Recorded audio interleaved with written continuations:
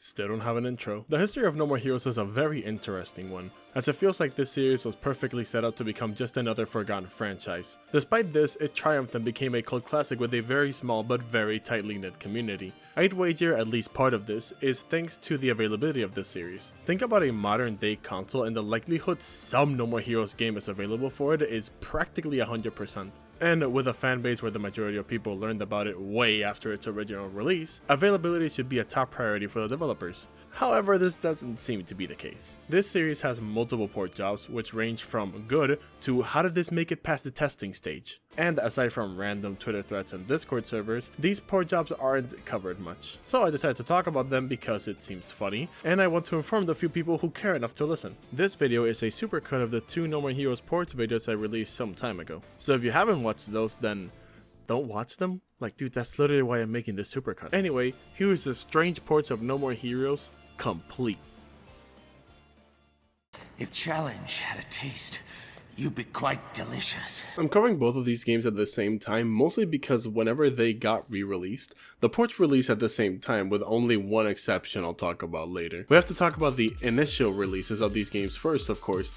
What will we compare the re-releases to if we didn't? Of course, this is focused on performance, since if you came here for a review of these games, then good and needs work. No More Heroes 1 and 2 released on December 6, 2008 and January 26, 2010 respectively, both for the Nintendo Wii. For the technical aspects of most games I'll talk about, I will use other sources that will be listed on screen and in the description. Both games performed about as well as you'd expect to on the Wii. They ran at 480p and hovered over 30 frames, which the word hovers is definitely key here. I'm just gonna come out and say it. The first versions of these games I played were on the Switch, and going back to play the original Wii versions was awful. The frame rate dips I wrote about in the original script were an understatement. Whenever there is blood on screen, the games shit their pants. And if you know anything about No More Heroes, you might notice just a tiny issue with what I just said. I actually played them on Wii U not too long ago, which is how I got this footage, and No More Heroes 2 ran surprisingly well. Not the first game though, that ran very similarly to how it did on the Wii. These could also be problems with the Wii that I have that bleed onto the game and how it runs, but there are some other issues with the game that are not tied to this Wii. Camera control with the D-pad was removed from the second game because they wanted a sort of burst roll forward option, which they should have just accepted they couldn't do. The second game especially needs camera control since it always feels like the camera is stuck right up Travis's ass. Also, the first game didn't support any controller other than Wii Remote and Nunchuck. I know No More Heroes is kinda made for this control scheme, but the second game had a classic controller support, so having more options is only a positive. Another minor issue was that the first game was censored in a few regions, namely Japan and Europe, and the second game was censored only in Japan, mainly due to the age rating shenanigans and stuff I'll talk about later. Despite these issues, the games reviewed well, and so the games went on to receive ports.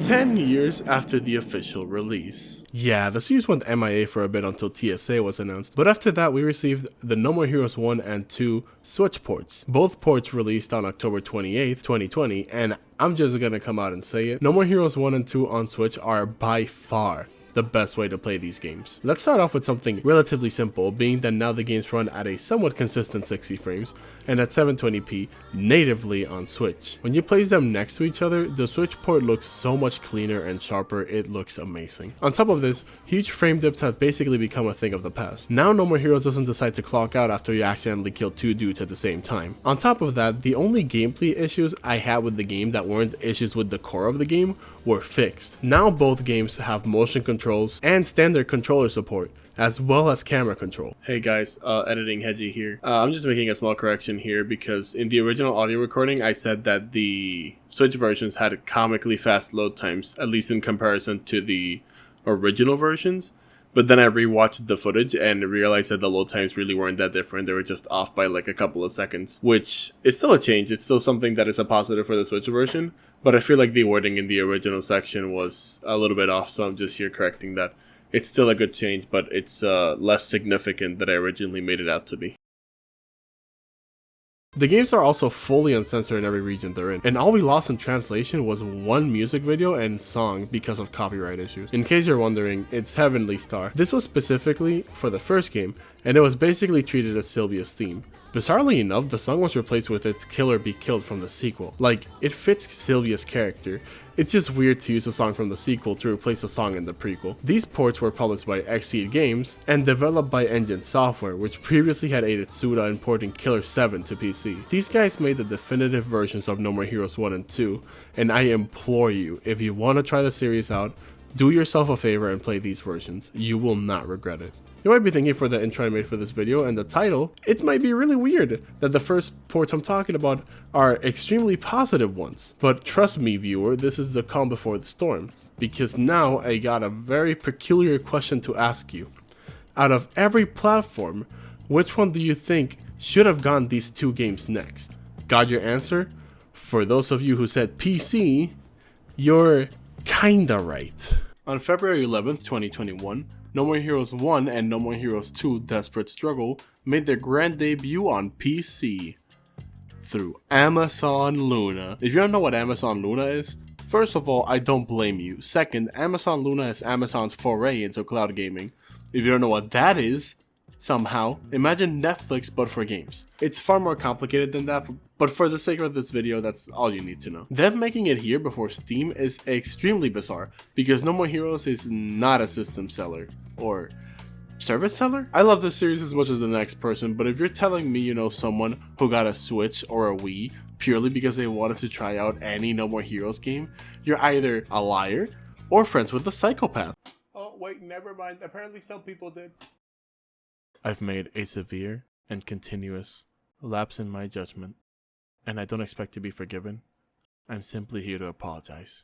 Amazon was genuinely hoping these games would rake in sales. Calling all Travis Touchdown and Travis lookalikes, what the fuck does that even mean? They even made this meme with Travis and Scott Pilgrim. This is one of the most bizarre, semi-official pieces of media that exists of No More Heroes, and that is counting the toilet paper. This doesn't even look like something Travis would say. Anyway, enough about this weirdness about the port simply existing.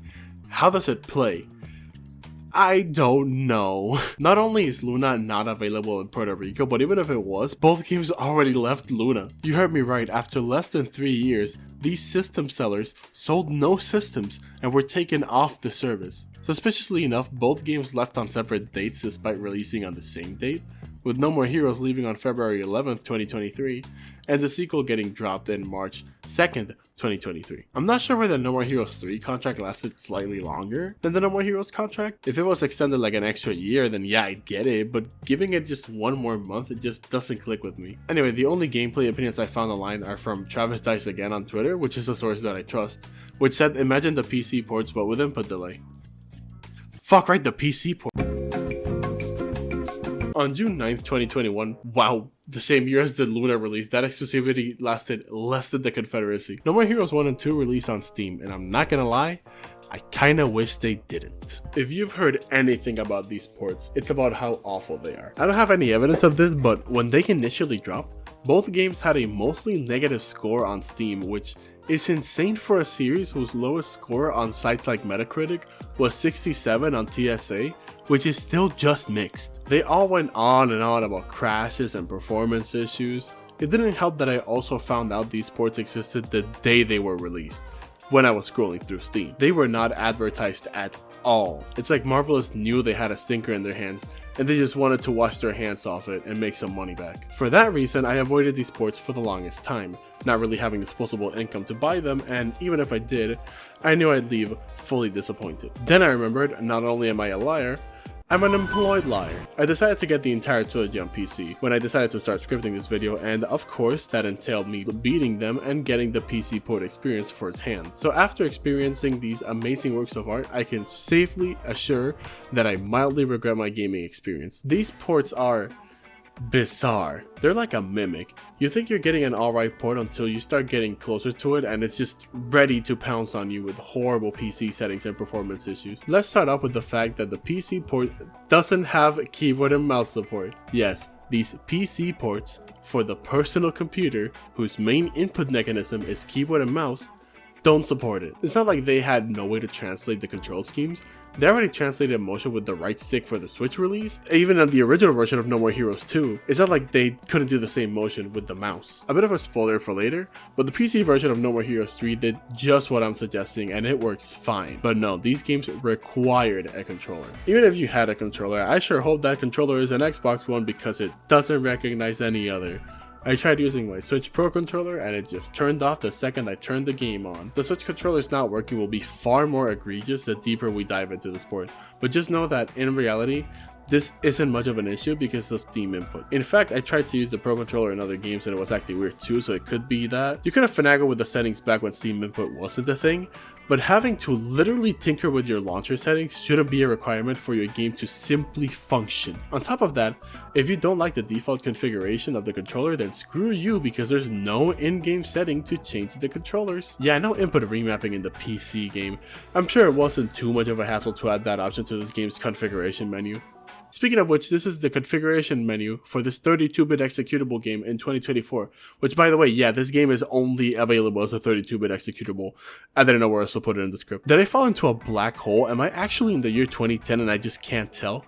Why does Sonic Generations have a better configuration menu than this 2022 release? What's even weirder about this is that all the settings except anti-aliasing are already in the game itself, so why didn't they just add an extra menu option to add anti-aliasing in the game? You already changed button prompts, so adding a new option shouldn't be that bad. Speaking of anti-aliasing, that is your only quality option. No options for resolution, texture quality, or frame rate, nothing. I know these are upscaled Wii games, but if your PC for whatever reason can't run either of these, you're shit out of luck. Go get a Switch and play the games like the rest of us. Speaking of the Switch, I guess it's time to peel off these ports mask and reveal them for what they truly are. If you didn't know, Marvelous basically took the Switch ports and that's it, that's all they did. That's why the customization options are so limited. It's basically the Switch port thrown onto PC without any real regards for translating the games faithfully to PC. I mean both technically and literally when I say translate. Hey guys, should I press the B button or the button? The most annoying part of this minigame is that neither of them work, only the A button does.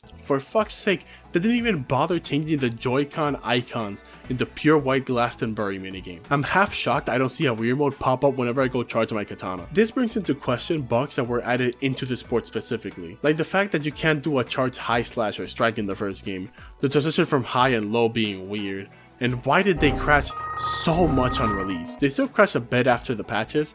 Interestingly enough, the first game was the one that gave me the most performance issues. Guess the second game already had enough issues to deal with. In my playthroughs, I got a few crashes in No More Heroes 2's result screen and like a million in No More Heroes. But that's mostly because I found a reliable way to crash. If you mash on the result screen, for some reason, the game just really doesn't like that. Even if this was all on the Switch port, it doesn't justify the weirdest and straight up backwards decision taken for these ports. These PC ports for these single player no online capability upscaled Wii games require you to play them while you're online. Why? So if you had a Steam Deck, while you can get both games to work, I don't see why you want to, because you can't play it an inch away from your fucking internet source. At the end of the day, if you have absolutely zero ways to play these games, you don't have a Switch, you have a PC, and don't know or don't want to know how to set up Dolphin despite it performing probably better, and don't mind the fact that you don't have motion controls anymore, as well as putting up with always online requirement, as a last resort, it functions. But I'd highly recommend the Switch versions over this, or even Dolphin. This is also post-patch version by the way, and they promised us another patch God knows when ago, and we are still waiting for it. So, apparently while I was writing the script, the patches that were in development for the past 4 years were finally released, with No More Heroes receiving the patch last year, and No More Heroes 2 receiving it this year. Yeah, that's how long this video has been in development. This deadass feels targeted. I've been thinking of making this video for over 2 years at this point, and it's extremely convenient that every time I hop back on it, something changes with the games. Regardless, I'm not removing what I originally wrote, as I feel it's important to cover the state that these ports were released in, which I feel is unacceptable. Interestingly enough though, most of the issues I had with the original release were fixed. Now keyboard and mouse are fully supported, you can remap the controls now, and you no longer need to be online to play the game. Even the slash stand thing was fixed. Some crashes were fixed, and something I completely missed in my original section is that some achievements didn't pop up when you got them, so that was fixed too. Another thing I forgot to mention, even in the Switch section, was that the baseball minigame was entirely dependent on how hard you swung the remote in the original Wii version, and because of that fact, every other version of the game without motion control had this minigame entirely broken. But then they seem to have fixed it in the most recent patch. They even added some quality of life changes, like the UI changing depending on what controller you're using. And the very weird one, you can now speed up the animation when you fall off a bike to get up faster? Sure, I mean, I'm not complaining. The games even recognize what controller you're using on the fly now, meaning that you can switch between keyboard and controller without any delay, which is pretty cool. Despite all I said, the patches still aren't perfect. That controller remapping? Yeah, that only works in that shitty 2010s config menu that I talked about earlier. I know I suggested this as a change, but like damn, I didn't literally mean put it in the config menu. Keyboard and mouse support is still also a bit scuffed, since you do all the motion actions with the WASD keys rather than with the mouse, which, spoilers for later on in the video, No More Heroes 3 on PC does, and it works fine. I feel confident now saying that you can play these versions of No More Heroes if you have no access to the Switch version, despite all I've said. But that shouldn't be the case. We waited 3 years, 4 for the second game, for these seemingly minimal changes, most of them being broken mechanics that weren't broken in previous releases. It's one thing to have a new game be patched 6 months after release to fix sizable issues, and it's another thing entirely to port a Wii game to PC and have the game take 3 or 4 years to release a patch that fixes game functions like controller support and crashes, especially given the fact that these issues weren't in the Switch version that they pulled this version from, not even in the original Wii version. On top of this, there's pretty sizable evidence to suggest this patch was entirely worked on by only a single person. Sarah Lane said that she developed this patch for the first game on Twitter, and it's safe to assume from this same tweet that she also entirely worked on the second game's patch. It doesn't look like anyone else is mentioning their work on the patch, so if that's true that she was the only one that worked on them, the time between releases and the patches makes a lot more sense. But it's almost amusing how Xseed and Marvelous can mishandle one of the franchises they have so much goodwill for. I don't believe Xseed and Marvelous should be congratulated for giving us the bare minimum after 4 fucking years of the games releasing and only barely being playable on PC. Before I move on, I want to clarify that I mean no ill will towards Sarah Lane. She did an amazing job with the patches. My complaints are directed squarely at Marvelous and Xseed for proving to us just how little they care about this series. Here's to hoping that future ports don't fare the same way. Back to the video. Actually, before I go back to it, I have a small addendum I want to make. This is something the kind folks at the SUDA51 Speedrunning server let me know, so shout out to them. In No More Heroes 2, if you activate Ecstasy mode, it's PTO and your attack up, right? Well, yeah, but this wasn't always the case. See, Ecstasy mode was meant to speed your attacks up and slightly speed up your running speed in the Wii version, but not to the level it does in later ports. This apparently is due to some frame rate shenanigans that happened in the Switch port when it went from 30 frames to 60 frames. I never realized this since I played significantly more on Switch and PC than I ever did on the Wii version, so I thought this was just always the case. But it's a cool detail to learn. Anyway, now back to the video. Now, we're not quite done yet with this section. We are done with Desperate Struggle, but the original still has a few things I wish to talk about. Mainly a port everyone always forgets. Purposefully. Hey, you know what paradise is, right? Yes, if you're really into No More Heroes, then you may have seen this coming a mile away. If you didn't, then let me explain to you what this game actually is. This is no paradise. After the release of the Wii version of No More Heroes, Marvelous and Grasshopper expressed interest in wanting to reach the, at the time, next-gen consoles. Both the PS3 and Xbox were in talks, but ultimately the PS3 exclusive No More Heroes Heroes Paradise was released on August 16th, 2011. This version of the game was developed by AQ Interactive and Fieldplus, which suspiciously was absorbed into AQ and became one of their subsidiaries, practically right after Heroes Paradise.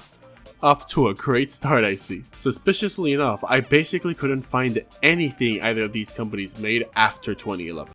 Oh, that's why! But up to then, their resume was filled with a lot of games I've never heard of. A Pokemon arcade game, Arcana Heart, okay, that's actually pretty cool. And fucking Cubic Ninja, you know, the 3DS game that basically opened the back door to mod the system. Look, I want to give this game a fair shot, but when the only recognizable game you have in your resume is one that cracked open an entire console and somehow still reviewed poorly, confidence is not what first comes to mind. Going back to Heroes Paradise, the reason I gave this game its own section was mainly because this port has the largest changes of every port we have or will talk about. This went beyond removing a video or changing the resolution.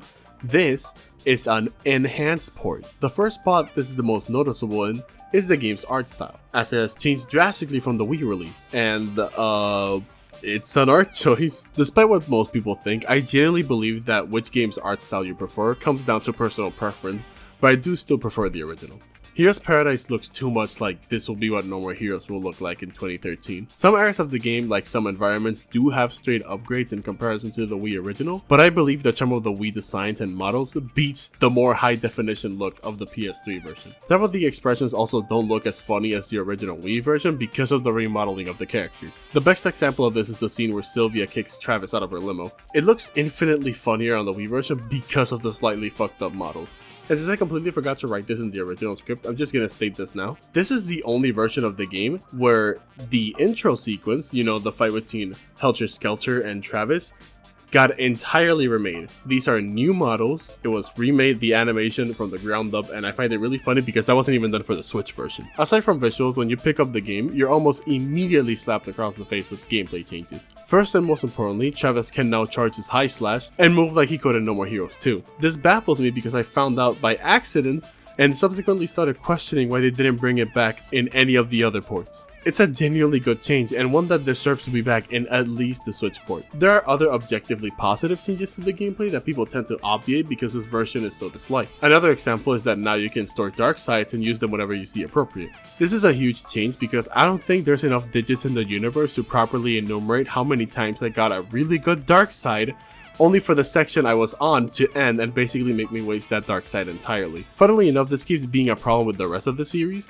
but No More Heroes 3 removes stages, so there's really no other context where you want to use the dark sides. I'm getting ahead of myself. There's a couple of sections before the third game, but I just really like it. But this change isn't all positive. After they're stored, you can't choose which dark side to use. You still use them in the order you received them. Of course, not all gameplay changes are positive. There's some debatable ones like the fact that R2 now kinda is the dedicated grab button. I say kinda because not only does it just pressing the strike button work in some scenarios, but the R2 has more than just that function. For example, now you have to press R2 and square to kill a downed opponent, which is just really annoying. I failed to find the context where I wouldn't want to kill a downed enemy, except maybe farming dark sides, which I can just, you know, stop attacking until he gets up. You also have to press R2 and the circle button to activate the dark sides when you have them stacked, which is an alright change but still kinda tedious. This, unfortunately, is not the only gameplay mechanic that just had another button randomly slapped on top of it. They also made you press down on R3 before doing a killer slash.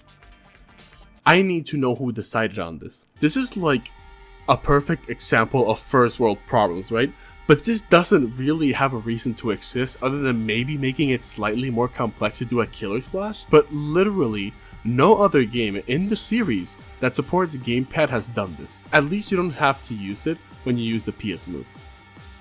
Wait, right, this game has fucking move support. This game dropped a bit after the PS Move did, so it made sense it'd want to receive support for the game. And the support is fine. A handful of the issues I pointed out earlier get fixed. At best, the game plays exactly the same as it did on the Wii remote when you're using the move, down to removing the pressing R3 thing and going back to just pressing one button to do throws and knockdowns. But this control scheme isn't perfect as it takes one step forward and one step back essentially. The camera is now controlled with the lower face buttons on the move, which is fine to a certain extent, but they have a perfectly functioning D-pad in the navigation controller, which would have been far more intuitive. Along with this, the worst problem of the move control system presents itself. Now you dodge by shaking the remote in the direction you want to go. I shouldn't have to explain why this is stupid, but I'll try my best for anyone who's still lost. Motion in the original No More Heroes had a handful of main functions. These were switching stances, doing killer slashes, and doing jumping strikes when you had them unlocked. What made these fully work without being intrusive was the fact that they all happened in different contexts. In no scenario would you ever do a killer slash when trying to do a stance switch. The only overlap was between stance switch and jumping strike, but you were probably already attacking anyway, so the problem was basically non-existent, and you had to be dashing to do a jumping slash anyway. In Heroes Paradise, you have those three to worry about, as well as dodging, a defensive maneuver thrown into a roster of offense. And since the input for it is practically moving the PS move in any direction other than forward, it is incredibly easy to miss input when you're trying to switch stances, or even do a jumping slash. So now you have 3 moves with overlap that make any enemy encounter a fucking nightmare and a half, which, by the way, the D-pad is still in the navigation controller. You might be thinking maybe the game wasn't envisioned with the navigation controller, which, even if you were right despite them dropping at the same time, the alternative way of using the move still has a fully functional D-pad that you could have used for dodging and the camera control. Also, I'm not sure if my move was just broken, but you have to be weirdly accurate when you are jorking it to charge the katana. I'm not necessarily complaining, but it's interesting regardless. On good news tangentially related to the PS move, this is one of the only versions of No More Heroes where the baseball minigame isn't broken regardless of which controller you're using. So that's pretty cool. On that note, a few part-time job minigames and assassinations were added, which were all fine for the most part, except that one coconut one that one blew ass. That's really all I have to say for them. None of them really stood out to me. What's a surprisingly good change, and one they should have brought back, is that now on replays, you have the option to immediately warp to the side job or assassination mission. This is so objectively good that I'm baffled that this one also hasn't made it back to later ports. I'm glad it's in this version because it feels like they halved Travis' speed or something. Travis' dash feels like it's significantly slower, but I'm not sure if it's just a placebo of not seeing as much smoke as in the Wii version. If that wasn't enough, even if you want to use the bike, it feels like it gets stuck on damn near everywhere. This, again, I don't really remember happening that much in the Wii version. The overworld in general feels kinda weird. Half of it is just not accessible, and now pressing R1 overlapped the game's map over the screen, which is really useful because the minimap is kinda broken. It no longer shows points of interest in the edges of the map for some reason. I don't know if they changed it because they thought the minimap was too cluttered, but now it's just annoying to do anything. In the original, it was only annoying until you followed the general direction the map told you to go on. It was more intuitive in general. This game also sometimes refuses to perform. Whenever there's too many enemies on screen, the game just drops frames like they're boiling. This also happened on Wii, but one of these consoles is basically 2 GameCubes stuck together, and the other one can run Metal Gear Solid 5. The one mission I grinded a lot to get LB caused the game to slow down so much sometimes that when I mashed the attack button, the game thought I was holding it down. This shit looks like a fucking Game & Watch. That coupled with the screen tearing, it's absolutely insane, but at least it's not literally always. The screen tearing is though. I forgot to mention it in the first drop, so I'm just stuffing it wherever I can. This game also came out after the second game, so they wanted to do some cross promotion.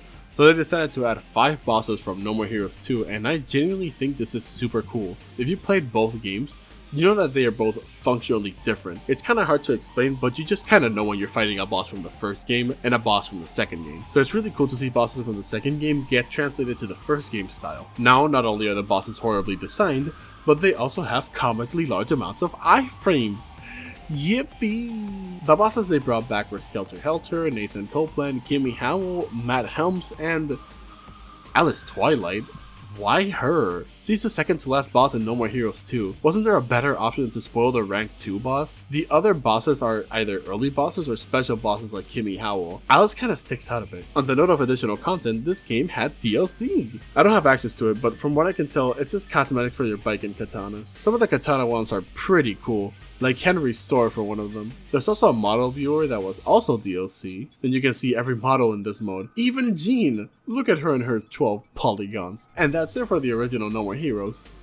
Is what I would have said if you weren't standing in that perfectly placed rug. See, all this time I was actually not talking about No More Heroes Heroes Paradise. I've actually been talking about No More Heroes Red Zone. No More Heroes Red Zone is an updated version of the original No More Heroes Heroes Paradise. Wait, original No More Heroes Heroes Paradise? There's more than one? Okay, I need to do a bit of explaining here. We can best do this with a timeline. In 2008, the original No More Heroes was released. In April 2010, Heroes Paradise releases in Japan, followed by Red Zone releasing exclusively in Japan in July 2010. After this, Heroes Paradise is released in May 2011 in Europe and August 2011 in North America. Then we get the Switch and PC ports later, but we don't care about those for now. All of these versions are the same, with only text differences for the most part. There's another big difference, but I'll talk more about it extensively when I start talking about Japanese Heroes Paradise. From now on, I'll refer to the first Heroes Paradise I talked about as the International Heroes Paradise, or Redstone, and the one I'll talk about now as JP Heroes Paradise. You may be questioning why I'm talking about this game now, as I made it implicitly clear that I went by chronological order from all the ports I've covered so far. The reason goes back to what this game actually is. Considering when it was released, you might have already put together that this is basically an earlier version of Heroes Paradise we have internationally. Think of it as a Persona 5 to International's Persona 5 Royal. And the interesting part about this game is that Redstone isn't a patch, it's a whole ass new game. International Heroes Paradise is the only version of Heroes Paradise most Americans and Europeans know about. So when they shit on Heroes Paradise, they're shitting on the best version of it available. So if everyone always dunks on this game,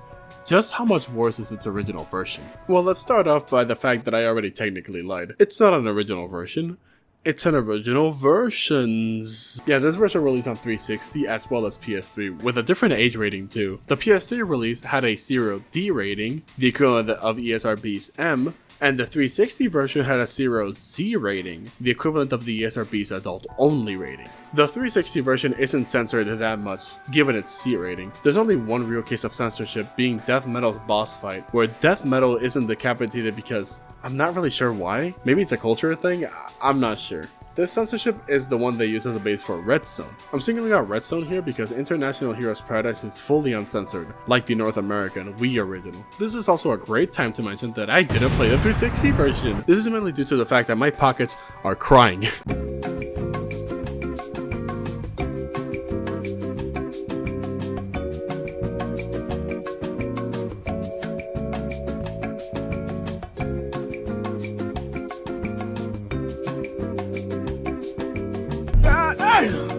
The 360 version of this game is region locked, meaning I need a Japanese 360 to be able to play it, and that was just too much, man. The PS3 version is funnier anyways, as it follows the censorship the Japanese Wii version had. The most important change is the fact that when you kill enemies, they turn into black mist, but that's boring. We have to talk about my favorite of the changes. You see, a lot of No More Heroes' kill cutscenes have, as a focus, mutilation.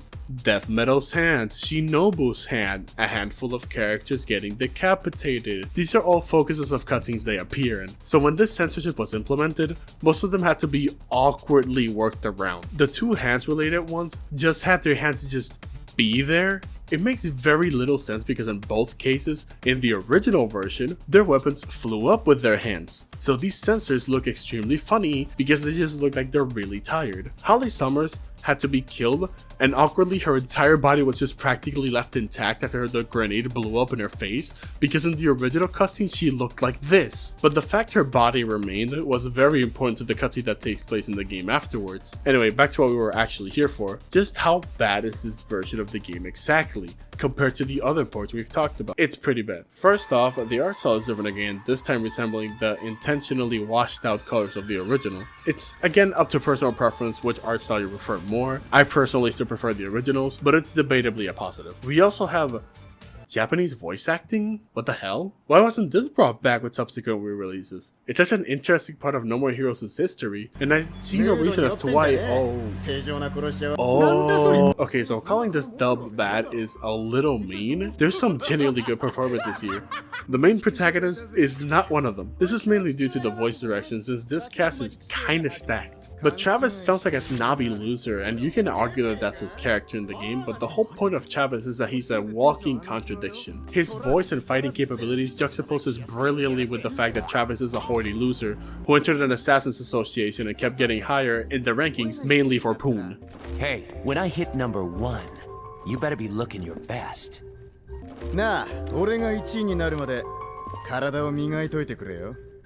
Overall, the Japanese dub had a more anime-esque direction. You know exactly what I mean. The influxes in the voices and overall tones of the characters. With some characters like Destroyer Man, Sylvia, and Shinobu, it kinda works, but for most others, like Travis and especially Henry, it falls flat at best, or feel wrong and misplaced at worst.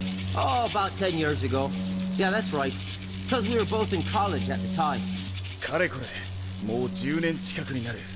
お互い学生結婚だったから。 It could also be biased since I'm A technically floating American. island of garbage. But I also like to believe it's not, as this is the only version of No More Heroes that ever had this dub. Yes, not even the Japanese exclusive Redstone had this as an option. An interesting side effect of this dub is that I guess Jean's monologue wasn't sped up. I say this because you can hear parts of it bleeped out. Okay.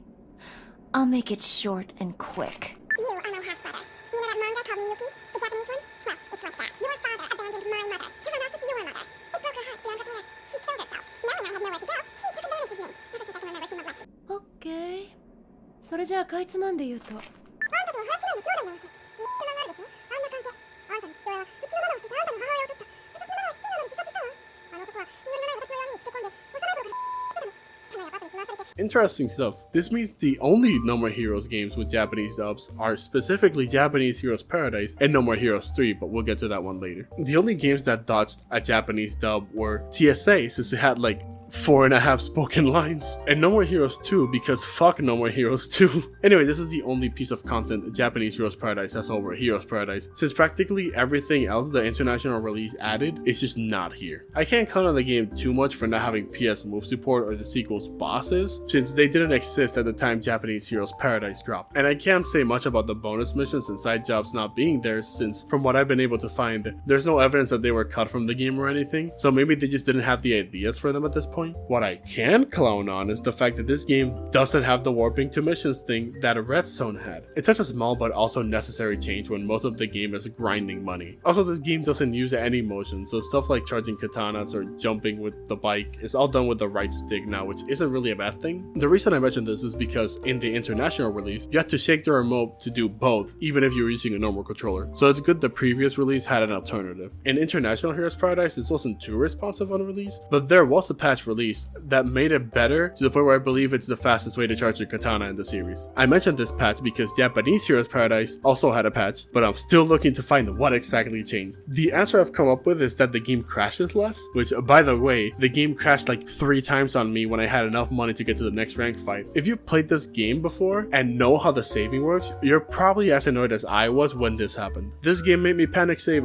way more than I had in probably any other game I've ever played. Not that I wanted to, because basically every toilet made the game's frame rate tank to single digits. This is the reason why this version of the game blows as much as it does. If you thought the performance on the international release was bad, you're not even ready to see a game that takes its max frame rate as a mere suggestion, and this game is a rebellious teenager. Any shop you enter, or basically any controlled environment, makes the game's frame rate be comparable to a broken PC trying to run Cyberpunk on max settings. Thankfully, you don't have to deal with the blood making the frame rate dip, since there's only one cutscene where there's even blood, but that hardly matters when literally everything else makes the frame rate dip. The performance in general blows. The load times are also absurd. I'm pretty sure you can beat a boss in the later No More Heroes games, while JP Heroes Paradise just loads up. It's literally the Gen 4 Pokemon games, but if it made even less sense because this is the fucking PS triple. So you have none of the improvements of the International Heroes Paradise, other than replaying bosses while maintaining the bad changes, like pressing R3 before doing a killer slash, or having to press R2 before killing a knockdown opponent. And in place of those improvements, you have a shitty Japanese dub and an even worse performance, while the PlayStation release is also censored. Do yourself a favor, and if your curiosity is that big, just play the international release or Redstone. But I'd advise you to steer clear from whatever the hell they did here. And that's actually it for the first No More Heroes. I beat it like 3 times for this video, and that was choosing to skip the Wii port. I don't want to play any of these games again until No More Heroes 7 releases. God damn. What do you want me to put here? There's like no spoken lines in TSA. What, you want me to hit you with the... Travis Strikes Again does a first for the No More Heroes series and does not have a single bad port. Yippee! Well, that's not entirely true. The worst version of Travis Strikes Again is definitely the Switch version. Wow, read a third-party game's worst port is on Switch? Shocker. Yeah, not much of a surprise the Switch version performs the worst. This becomes much more obvious when you remember this was the first release of the game, and we've gotten used at this point to the first releases not performing as expected. Frame drops don't happen nearly as often as they do in the numbered series, but it's pretty noticeable when they do happen. The best example I have is one time where you enter the desert in Coffee and Donuts. It's the only one that consistently happens that I can remember. The textures also take a second to load sometimes, which is really jarring when it happens. Best example of this is Coffee and donuts, wow, this game is never beating the shoestring budget allegations. On top of this, the load times are far longer than you expect them to be compared to the other versions, especially when you boot up the game for some reason. At first I thought there was something wrong with my card, but I played it on Switch 2 recently and it loaded up faster, so I assume it was directly related to some Switch optimization.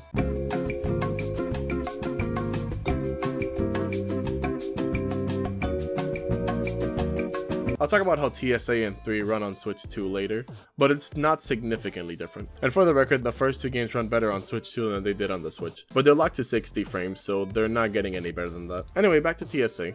The game crashed on me a few times for seemingly no reason, but I could chalk it up to the game card being faulty, but that's about it for the issues. There isn't much else wrong with this game other than maybe the fact that it had Switch exclusive content, and that's not even a problem with the Switch version, that's more of a general licensing issue. Also, these Zelda shirts gave you some broken attacks sometimes, so that's pretty funny, and I have no clue how I forgot to mention this in the original version of this video. I just realized I never mentioned the release date. Okay, the Switch version came out on January 18, 2019, and the next two versions released on October 17, 2019. Hell yeah. Speaking of those versions, I'm going to be talking about the PC version first since that's the first version I played. Most of the issues I have with the Switch port are fixed here. Many of the load times are significantly truncated. I'm not even kidding when I say I was playing the Switch port on the family TV and one of the loading screens went on for so long, my mom thought the TV had a problem. Frame drops are also non-existent, and this footage was recorded while I had a comically large amount of Opera GX tabs open, so this game's optimization is kinda nuts. You can also remap the controls in this version, which apparently is a rarity nowadays. This joke made a lot more sense when they hadn't patched the PC port. Those fuckers! Even when they fix something, they screw something else up! On that note, this game also supports keyboard and mouse, which is a huge plus for a game like this. I don't play games, other than Fortnite, with keyboard and mouse, so I don't know how good these keyboard settings are, but that's what remapping is for regardless. Unfortunately, this is one of those games that locks your mouse to the game's window, which is weird because you can't even see the mouse in the menus. You have to move through them with the WASD key still. So you have to press the Windows key or Ctrl-Alt-Delete to be able to do anything outside the game while you're playing, like changing a song on Spotify or a video on YouTube, or take notes on your No More Heroes port video that's probably taking way too long to come out. But since the game has keyboard support that changes on the fly according to what you use, I can understand why it locks you to your window. Oh yeah, you can window this game now, which you couldn't do for the first two games. You can change the resolution too, anti-aliasing, unlimited frame rate. You can have significantly more customization options. I know I shouldn't celebrate these, but after whatever the fuck happened with the first two games' PC ports, I'm willing to take just about any small victory. It's really funny too because this port came out before the PC ports of the first two games, so they literally had zero excuse. This port also comes with all the DLC pre-packaged in, so that's pretty cool. Not necessarily good, but cool, and I'll explain why in a bit. But yeah, that's the PC version. The only version left is the PS4 version that more or less is just a boosted Switch version, with a higher resolution and better frame rate. It's just good. If you want to play these games, pretty much every version is good, but I recommend either the PS4 or PC version. That's about it for the quality of these ports, but seeing as I spent a lot of time just talking about the first two games, and that was before I started writing about Heroes Paradise and Red Zone, I don't think you guys will be satisfied with only one page of TSA. So let's talk about something I did not bring up for the first two games, and won't bring up for the third game. Let's talk about the game's price. On release, the physical Switch release with the Season Pass was $39.99, with the digital version being $29.99, and DLC being sold separately for $3.99 and $5.99 respectively. You also had the option to purchase the game and DLC in a bundle that was $39.97. Wow, you don't even save a single cent from this bundle. So far so good, right? You save a grand total of 2 cents if you get it digitally, so all good. Then the ports released, less than a year later mind you, with all the DLC digitally for $39.99. I am basically making a big fuss about an extra 2 cents being added, but in my defense, when a complete version of a game gets released, they usually reduce the price so it's not the price of the game plus the DLC, much less raise the price without adding anything. In fact, they took away content, but that's besides the point. But whatever, $40 is a fair price for this game, plus I'm sure it goes for pennies on Steam sales. Well, about that, Travis Strikes Again is kinda treated as an outlier in the grander No More Heroes series on Steam for some reason. When you look for the entire franchise on Steam, it doesn't show you TSA, and more importantly, for the past 3 years, it barely goes on sale with the rest of the series, or at all frankly. It's only gone on sale twice since March 2023, and that's insane considering the other 3 games go on sale all the damn time. With this, you'd assume the situation is significantly worse on the PS Store, right? And no, it's not. On the PS Store, it received not 1, but 2 permanent price cuts. Right now the game is priced at $19.99. Keep in mind that's including the DLC. This type of price reduction has only happened one other time in the series, with No More Heroes 3 getting a price cut of $10, making it $40. But that was a universal cut of the price, even the Switch version dropped to $50. This permanent half price was just introduced exclusively for the PS4 version. I don't know why they did this for the PS4 and not the PC or Switch versions. An interesting thing to note is that the publisher list for TSA is different from the rest of the series. This may explain why TSA is not a part of the No More Heroes series on Steam and doesn't go on sale with them. It's so needlessly confusing, but I guess if you have a PS4 and want to try out this game, get that version. It's literally the cheapest version and has all the DLC with enhanced performance, so happy gaming. Now, this was where the TSA section originally ended, but the recent release of the Switch 2 gave us an interesting situation. The Switch 2 was promised to be backwards compatible with the Switch's library. Seeing as the Switch 2 was for the most part just a beefier Switch, that makes sense. However, when the console was officially unveiled, a handful of Switch titles were noted to have issues with their functionality on Switch 2. And wouldn't you know it, Travis Strikes Again was identified as one of those titles. The only game of the entire series to do so. As if it couldn't be any more of an outlier. It since has been fixed, but there was a brief period of time where you could load into the game while the issue wasn't fixed. I unfortunately couldn't get the Switch 2 in time for that, which I only noticed after I bought the damn thing. That reminds me, that comprehensive list of stuff I had to buy for the first video ended up being not comprehensive at all, as I ended up buying the Switch 2 to test this out, and couldn't. So let's just add that to the tally and...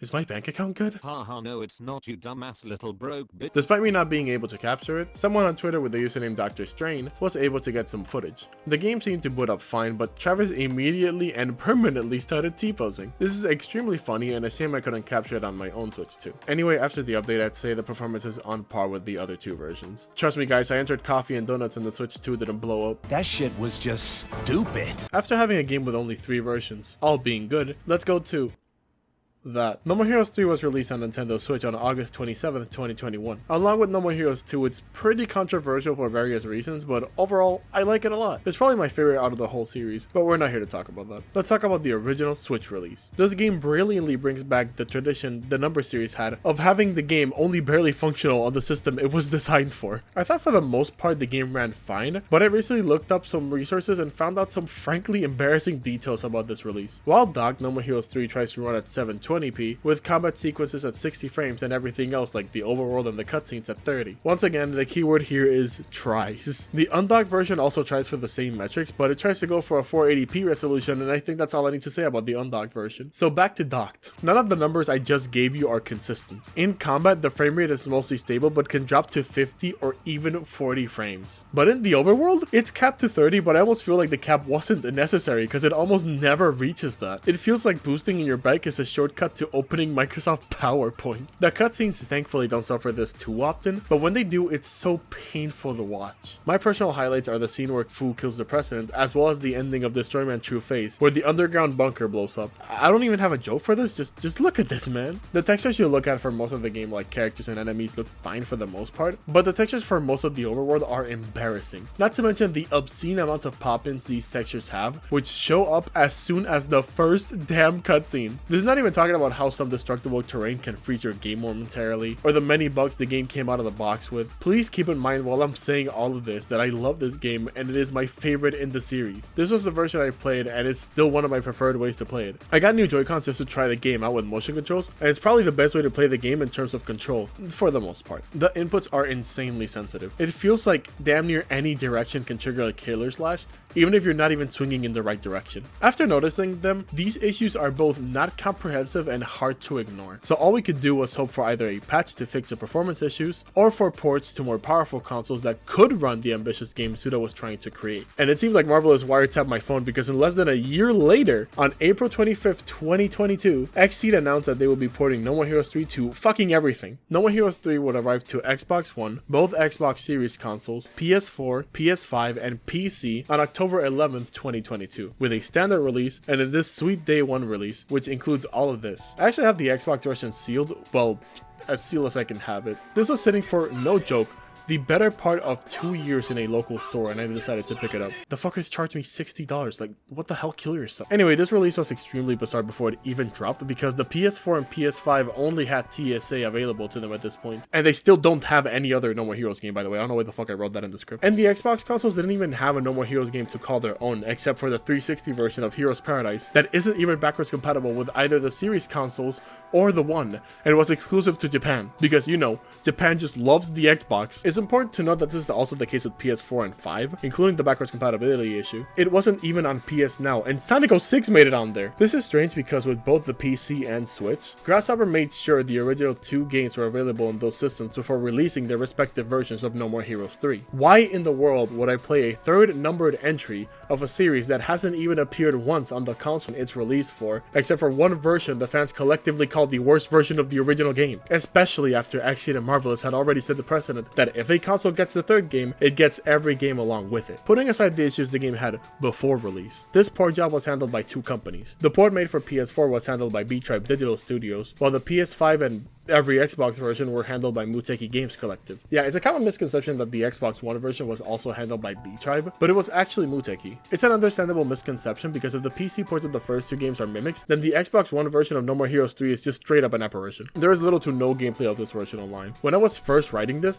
I had to dig a lot to find any footage of it, but it was worth it just to clear that out. As for the developing companies, at first I didn't recognize the name B-Tribe, but after looking them up, they seem to have a pretty impressive resume. They worked on Pokemon way bad start. They worked on Fire Emblem Engage, GOAT of all time Bayonetta 2, and even worked on Hi-Fi Rush. From the text in each one of these entries on their websites, I can infer that they're a company that focuses more on visual aid, such as cutscenes and character animation, as well as porting and polish. Interestingly enough, they mentioned the Switch version of No More Heroes 3 on their website. After a bit of research, and by a bit of research I mean reading the game's credits, turns out B-Tribe did help out during the development of the original version of the game, and that's most likely why they stuck around to port it to other systems, along with the fact that they already had experience porting games. On an entirely unrelated note, I like this honeycomb design they got going for their website. It's super cute. I had a similar confusion about Muteki Games Collective, with the only difference being that confusion stayed. According to their website, they've been working since 2006 and mainly focused on port jobs, which, I mean, that's what the video's about. The only list I could find includes this Dragon Fantasy game, which is fucking everywhere whenever you look this company's name up. Just look at this game facts list. It's all Dragon Fantasy. They also worked on the PC port of Rune Factory 4 Special. This last game is important because it was developed by Xseed and Marvelous, so they probably already had at least some relationship with them before porting No More Heroes 3. But I don't know, this one doesn't inspire too much confidence. As for the actual ports, I first want to talk about something that the Switch version also has but only received after the game went multiplat. This game got a Japanese dub with the VA of Travis reprising his role. Oh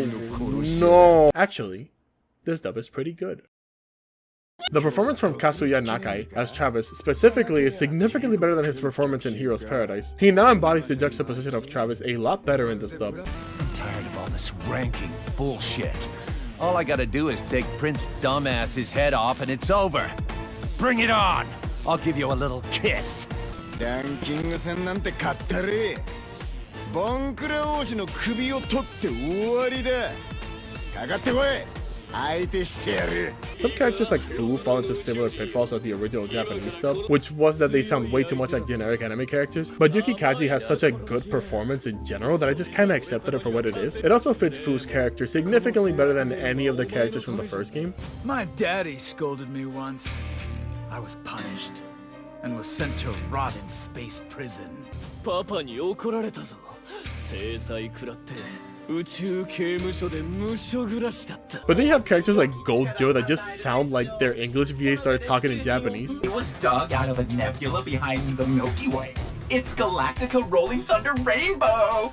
これは裏銀河億星雲で発掘されたギャラクティカローリングサンダーレインボー。 Tetsuharu Ota nailed his character perfectly, which makes him my favorite performance in the dub. Anyway, I'm done glazing the Japanese dub. How are these ports? Before we actually start, I want to state that as for the versions I'll be playing, I'm obviously playing the PS4 version for the B-Tribe port, and as for Muteki, I'll be playing the PS5 port. You might be asking why I'm not playing the Xbox version if I have it physically, and the reason is, I don't actually have an Xbox. I just got this because it was a cool collector's piece, but I don't have a Series X nor a One. Plus, Shiny lent me his PS5, which has both versions of No More Heroes 3, so it was just far more convenient in general. Thanks, dude. The reason I point this out is because I won't be playing literally every version of No More Heroes 3 like I tried to do for the first 2 games and even TSA, because there are just too many of them. Regardless, the Xbox version should be the same as the Muteki version anyway. for the most part. Okay, now actually getting into it. How is No More Heroes 3 on PS4? It's pretty good. I'm not even kidding, it might just be the best version of the third game. So what's so good about this port? It's literally just a Switch version. Okay, that might sound like a negative, but remind you that the main reason the Switch version blew ass was mostly because it was tied to this ankle monitor of a console that did not support it as well as Grasshopper probably hoped. So removing that hindrance just made the game run better without major changes or improvements. It also makes sense they are so similar since, as stated previously, B-Tribe worked on the original Switch version. So the likelihood they just went like, ship it, it's probably far higher than we think. Fortunately, this means that the overworld and especially the bike don't run at frame rates comparable to released Cyberpunk 2077 on base consoles. I've made like, what's it, like 5 jokes about Cyberpunk 2077 at this point? I gotta hop off it, man. Speaking of base consoles, it should be restated that I ran this game on a PS5, and that probably aided in its performance. I theorize it's not much though because of the PS5 version we'll talk about in a bit. For now, unfortunately, we have to talk about the negatives as well. This, in essence being the Switch port, also means that the disgusting textures from the Switch port come back in all their mediocre glory, along with the pop-in. Somehow. On the bright side, they load faster now, which that's cool. That was really the only negative I had. Overall, the PS4 version is probably the second best way to play the game as of right now. Small addendum to this section. I also played the game for a bit on Switch 2 and it ran as well as it did on PS4, so if you have a Switch 2, your version is just as good, I suppose. Unfortunately, the frame rate is still locked at 30 for the cutscenes, so that sucks. And also for the overworld too, why did I not put that in the script? But since they run better in general, at least it's a consistent 30. Anyway, if these two ports are the second best version, what is the best? Well, I can tell you which one isn't. The PS5 version of No More Heroes 3, and almost every Xbox version for that matter, has some very interesting creative decisions. The most important one being this absolutely fuck-ass motion blur. This looks horrible. There's just no other way to put it. You won't notice it every time, but when you do notice it, it looks like someone tried to clean a ketchup stain by rubbing it off with a napkin. It looks awful. Especially when you're about to do a killer slash and the game slows down. You may be thinking that if the motion blur is that bad, to the point where it creates some of the worst looking moments in the entire series, why not just turn it off? Sure, let me try that. Yeah, Muteki did not give us that luxury. You're going to look at the motion blur whether you like it or not. I don't know why they didn't give us the option when damn near every game that has released in the modern era has the option to turn it off, but whatever. We started off too negative. Let's try a positive. On PS5, this game uses adaptive triggers for the bikes and Glastonbury segments. You can kind of tell they were tacked on, especially for the bike controls, but it's overall really cool that they added this to a game that wasn't originally envisioned with it. Unfortunately, this is only in the PS5 version. The Xbox versions don't have this feature, so Muteki isn't getting all the brownie points here. A positive that is for both versions though is that they took off the locks they had for the frame rate of the cutscenes, so now they run at 60 for the most part, which is pretty cool. A weird change, not really good or bad, is that the button prompts are different across the PS4 and PS5 versions. And I don't mean the buttons themselves, since obviously those are going to be different. What I mean is the style of button prompt. I don't know why they did this. It's not like the B-Tribe ports had unreadable button prompts or anything, but every Muteki version has a specific type of prompt, which is strange. Also, the special transitions in the game, more specifically the pedal transition and the original No More Heroes transition, seem to be broken. The pedal one sometimes doesn't cover the screen fully, so you can see the game load behind it, and if you have eyes, you can tell what's wrong with the original No More Heroes one. I'm going to be generous and assume that the better textures of this game have somehow fucked up with the No More Heroes transition, but how do you fuck up the pedal transition without actively going out of your way to do so? Well, there's one theory. See, there's substantial evidence to suggest this port is based on an earlier version of the game, more specifically an unpatched Switch version. Not only does it lack some of the audio and performance improvements from the later Switch versions, but a very interesting oversight from the original release of the game was left in these ports. For this, I need to provide a bit of context. Back when the Switch version was initially released, Midori Midorikawa didn't have a theme to call her own. Her boss fight just used one of the overworld battle themes.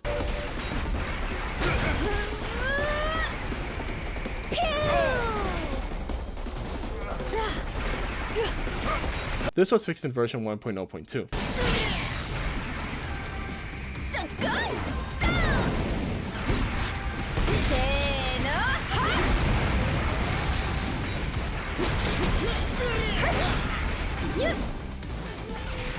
The reason I'm bringing that up is because this initial mistake was carried on to the Muteki version. Midori is back to having no theme.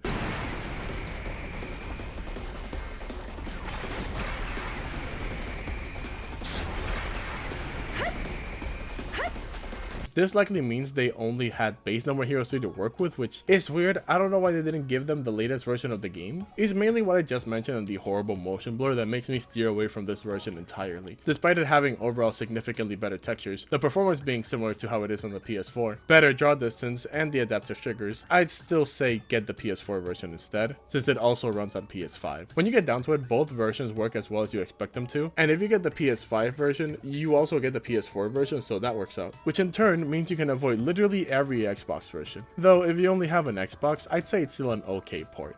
Well, not entirely. There is actually one Xbox version that is significantly worse than either PlayStation version. That version is the Xbox Series S version. Which means, yes, I lied, I have an Xbox, but it's a Series S, the one that doesn't play disc, and I got purely for Sonic Unleashed. Also, wow, Microsoft got really fucked over with the No More Heroes series in general. I know it might be confusing, but to understand what happened with this port, I first have to explain what exactly the Xbox Series S is. Most people just know it as the digital version of the Xbox Series X, but it's not entirely true. Have you ever wondered why the price difference between the Xbox Series X and S is far wider than the price difference between the standard and digital PS5s? You see, unlike the standard and digital PS5 editions, which their only difference is literally the disc drive, both series consoles actually have different specs. The Series S was envisioned as a budget variant of the Series X in every sense of the word, by cutting corners wherever possible. This console is so dubiously next gen that the Xbox One X has it beat in some areas. I don't have the time to truly dive into just the sheer confusion the Series S as a console causes, so I recommend watching this video to get a better understanding of this console. While the differences between these consoles may seem small to us, developers know them too well, and it makes it a pain to port games onto the series consoles. Well, can't they just focus on the Series X version of the games? Well, not only would they be missing out the, at the time, larger player base, but Microsoft just won't let them. Microsoft forces developers to have the same features on both series consoles. This has caused some developers to either entirely ignore Xbox or compromise the series versions in some way. This brings us back to No More Heroes 3. While some developers tried to make the best version they could for the Series S, there's overwhelming evidence to suggest that Marvelous and Muteki didn't even try. The Series S version is almost impressively bad with how little it considers the console it's on. From what we're able to gather, it looks like they took the Series X version and that's it, that's all they did. Didn't I make this joke already? This is where those differences come into play, mainly the resolution difference. The Series S tries to go for 1440p in most cases, with the Series X trying to go for 4K. I don't know about you, but there's quite a big gap between those settings, but not to Muteki, as it tries to run the game at 4K in a console that physically can't. This makes the game run like a paraplegic sloth, with the game on fight scenarios in this action game dropping to 30 frames from 60, mind you. Unreleased, it even dropped to 15. Not to mention, the game would just freeze randomly, making the experience very jarring and annoying. Not to mention, this is still the Muteki version, so it has all the bugs that that version had, and the fuck-ass motion blur is back! Overall, it's the already bad PS5 version if it had more performance issues somehow, because it was not properly optimized for the Series S. Granted, the game runs slightly better now, but it's still advice against getting this version specifically. Hey guys, Editing Hedgie here. So you might have noticed when I mentioned things that suck with the Muteki versions, the footage only sometimes lines up with what I'm saying. And the reason is, I have no clue how I forgot this, all of these versions were patched multiple times. Asynchronously too, because they got patched in different days. One of these patch updates did basically the same thing for each version, but was somehow over a month apart. These patch notes ironically highlight a lot more issues than I had originally pointed out. Like now we have concrete spaces where the graphics sucked, example being Damon Tower and Call of Battle. Some of that OG Switch DNA with some incorrect audio playing in some sections and text just not showing up for whatever reason, among other bugs. And for whatever reason, these versions had a lot of issues related to achievements. I'm not kidding when I say there was an update that took 15 tweets for them to release, and 13 of them were just highlighting achievement related issues. Not to mention, some of the solutions to popping these achievements range from open the save file again to reset the game and do it all over again. Somehow, even when fixing the same issue in the same game for the same version, they're inconsistent. Also, the game had unnamed performance issues they fixed here, so really the best option was always the PS4 version. Reminded that since this is patched, it should be fine to play now, but I'd still say get the PS4 version, cause that blur truly does suck ass. Back to the video. Not so fast past me, as I must add another addendum to the video. For this addendum, I need to give some context. No More Heroes 3 has some costumes that are based on the past 3 No More Heroes games. When the Switch version of No More Heroes 3 released, Travis's shirt for the second game was white for some reason, despite it being black in the original game. This was fixed when the game was patched, but seeing as the Muteki port was based on an earlier version of the game, it's logical to think that those would have the white shirt, and the Yeah, they do. This is a screenshot from the Series S version. After all these updates, they just forgot to patch out the shirt color. To my understanding, this is the case for the PS5 version as well, but I already gave back the PS5 I was borrowing, so I can't check. Now we can go back to the video. Now that we're done with the Series S port, we are not done. If you have a keen ear, you might have noticed that I haven't mentioned the PC ports yet, and the reason is very simple. This port drove me insane. I'm gonna do things a little differently and cover the gameplay changes before getting to the funny part, because unfortunately there's not much to cover in terms of gameplay issues and changes. The only one here is that a lot of the minigames are broken if the frame rate is higher than 60. This includes the Gene Ball minigame, the power-up machine, and the Travis Strikes Back sections. That last one is particularly perplexing because they ran fine on Travis Strikes Again at any frame rate. And the power-up machine breaking at higher frame rates is a little worrisome when it's an integral part of the game. That's really it. So now that we covered the game itself, let's get to the funny part of the port. Wait, did I say port? Let me just fix that real quick. Yes, there are two separate versions of No More Heroes 3 on PC. How did this happen twice? Actually, if we get technical and consider the fact that the PS4 and PS5 versions can both be played on the PS5, it happened 3 times.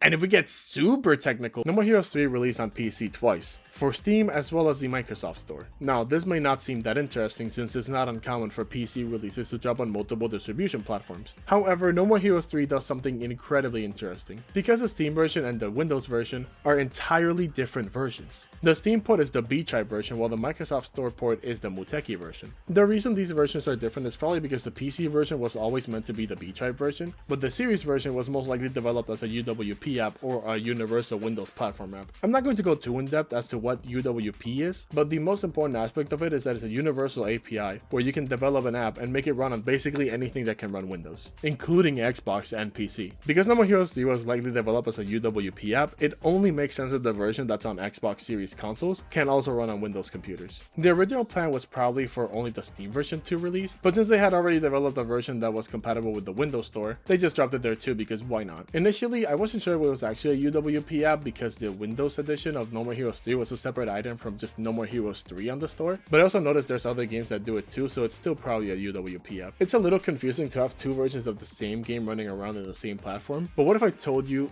it gets even more confusing? Like I stated before, the Steam version was the B-Tribe version, and despite the worst textures, this worked better for most of the fanbase. This was mainly because of one overlooked detail. It genuinely feels like B-Tribe took the dev files and just threw them onto Steam, hoping people would not look deeper into the game or its files. If by deeper you mean literally just looking at the files the game came with. The reason I say this is because the debug executable was just left behind there. If you don't know what a debug mode is, it's mainly a mode of gameplay where you can test stuff like specific gameplay scenarios, visual effects, gameplay interactions, and the like. Basically, it's a sort of god mode that's, well, for debugging. This debug mode was stupidly easy to open and access. And if you think my software degree played any role into the difficulty of opening this up, here's a tutorial on how to access this debug mode. You go to your Steam apps, access the No More Heroes 3 file, you open the game through the executables inside the binary files, and that's it. That's all you needed to do.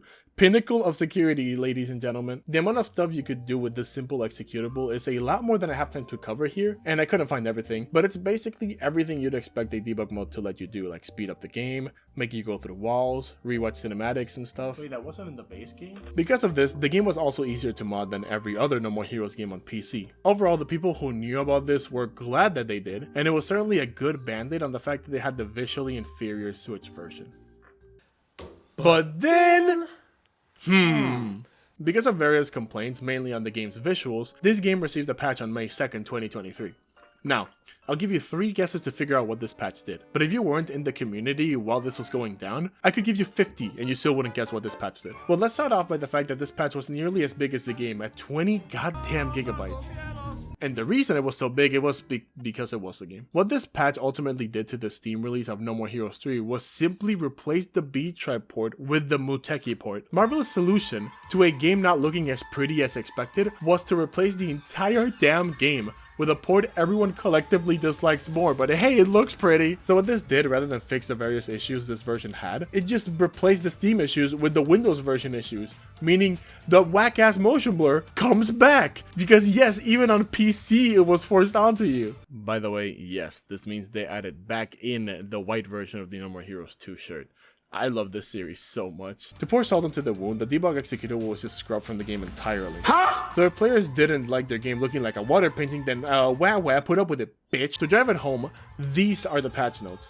They knew exactly what they were doing. No mention of the fact that this version was replaced, just stating the visual improvements. Imagine how much backlash Marvelous received that they had to make it so you could unpatch the game, which most people applauded. This makes the patched PC version the only version accredited to both Muteki and B-Tribe, despite it really just being the Windows version. So that's it for the No More Heroes 3 ports, and I guess the video too. Actually, past me, I'm gonna have to stop you there since I realized after I recorded all of this that I never properly talked about the Microsoft Store version. Not that there's much to talk about, but I feel like entirely ignoring it because the other PC version let you crash the game easier is kinda dumb. So now I'm going to talk about it, and I get to force myself to edit another 3 minutes of video. So I decided to buy this port, which meant I had to navigate the honestly offensively poorly designed Microsoft Store. Genuinely, how are you such a software giant and not have a shopping cart? After I bought it and looked at it in the library, I realized both that there was really no reason for me to get this, and worst of all, Marvelous is a greedy sack of dick. You see, they didn't really need to release this specific version. If the theory is true that this is a UWP app, they could have literally just made both versions accessible from the same purchase. How do I know this? Because I purchased Dragon Ball Xenoverse 2 a while back in my Xbox, and I can also play that version on PC. They had zero reason to make this a separate purchasable item in the store, but they decided to do that just so they can squeeze out those extra 5 purchases from dumbasses like me. And they really wanted returns on this version because remember how I said earlier that TSA on Steam barely goes on sale anymore? Well, if you thought that was bad, how about a version of the game that has not gone on sale a single time? Had to go to some shady website to find out this information, since every other website tracks either Xbox or Steam prices. But yeah, this version didn't even get the early purchase sale every other version of the game had. I know I said earlier that I wasn't going to talk about prices anymore, but first of all, that was way before I wrote this section, and second of all, it's my video, so fuck you. This version along with the Xbox versions also made it to Game Pass, curiously enough. I wanted to buy it through there since it would have been significantly cheaper, but I ended up finding out it already left Game Pass. How did I miss out on 3 subscription-based No More Heroes ports? Not that I missed out on much, as it was literally the same version I played on Xbox. I'm talking a lot about the distribution because the port itself is just the Muteki version. There's only really 2 interesting things to talk about here. Firstly, the FPS glitch I mentioned in the Steam version is fixed here, but that's also fixed with the Steam version's update. The only other thing I found was this configuration menu that I had not seen up to this point. It's also a little useless since you can just change all these settings in the game anyways. This made me wonder if the Steam version also had a similar configuration menu. So after looking a bit at the game's files, I saw this separate launcher, and when I opened it, oh Marvelous, never change. Actually, please change. You guys have dropped the ball so much to the point where I think you guys are dribbling it, but that implies the ball goes up at any point. You guys have a batting average of 7 to 18. That's 38%, Marvelous. That's an F. Please, I don't want to recommend this series to more people with an Excel sheet attached to which versions they should avoid. Please, Marvelous, I swear to God. I'm not even doing a fake out this time. I'm just forcing you guys to watch the outro. First of all, thank you guys so much for watching this video. If you watched the previous parts too, then you're the GOAT. I hope these videos were both informative and entertaining since I've stated this multiple times. But I was a little insecure of this project and how people will react to it. But the reaction to both parts was great and really pushed me to make more YouTube videos, which I'll talk about a bit more after these special thanks. Firstly, I'd like to thank Travis Touchdown, yes, from the video game, for helping me understand a lot of stuff about the numbered games and helping me maneuver around the dev tools of No More Heroes 3. He was also the one that pointed out that I missed the shirt thing in the No More Heroes 3 section, so big thanks for that. I also can't forget to thank Cosmos of the Seas for the animation they made. To my understanding, they have yet to open commissions, so that sucks. Be sure to check out their stuff regardless though. I also have to thank PlatinumYoshi for helping me work through Adobe Premiere. This video series was my first time using Premiere, so I was struggling a bit, so he helped me out a lot. So huge thanks for that. Be sure to check out his stuff on YouTube. He does pretty awesome videos, honestly. I also want to give thanks to Renanera and Shiny Knight for gifting me TSA on Switch in Rena's case and lending me the PlayStation ports of TSA and 3 in Shiny's case. The video would literally be incomplete without their help, and Shiny had to literally trust his PS5 with me, so I appreciate that a lot. You know, I have a feeling not many people would do that. And finally, thanks to 55 and the SUDA51 Speedrunning server for help with the No More Heroes 2 and TSA addendums. 55 told me I missed something in the TSX section, so he directed me to the SUDA51 Speedrun server, and they told me that same thing and about the No More Heroes 2 Excess Emote stuff, so big shoutouts to both. Once again, thank you guys so much for watching. I established pretty well in this series that I'm a liar, and that hasn't changed since the video I was teasing is cancelled for now, since the thing I was gonna talk about keeps getting updated, let's just say that. I'm not twiddling my thumbs though. I am working on a new video that's basically halfway done. I can hopefully get it out by December, but once again, no promises. Now I'm done. You guys can go. Hope you have a wonderful day and hope I get to see you soon.